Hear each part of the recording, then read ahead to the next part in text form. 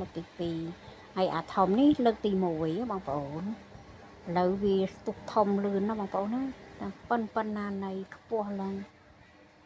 ដែលខ្ញុំស្រោចទឹកខ្ញុំលីខ្លួនឯងជីអញ្ចឹងណាបងប្អូនឥឡូវបានផលហើយបងប្អូនខ្ញុំដាំពោតលើកទី1ហ្នឹងនេះឃើញវាចេញស្នៀតអញ្ចឹងអនេះសប្បាយចិត្តខ្លាំងណាបងប្អូនចេញស្នៀតល្អណាស់ឥឡូវបានផលហើយណាបងប្អូន3ហើយនេះនេះលើកទី2ហើយខ្ញុំកាច់បាន4-10ផ្លែហើយមកដើមផ្លែតែមួយបងប្អូនអត់មានផ្លែច្រើនអញ្ចឹងណា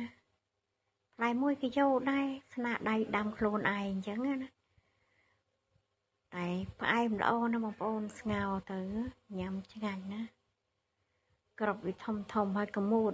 និយាយរួមទៅញ៉ាំទៅដូចព្រៀងកមូតដូចពោតកណ្ហើបអញ្ចឹងឯងប៉ុន្តែវាលាក់អញ្ចឹងណាមើលក្របវាធំផ្លែល្អទៀតណាបងប្អូន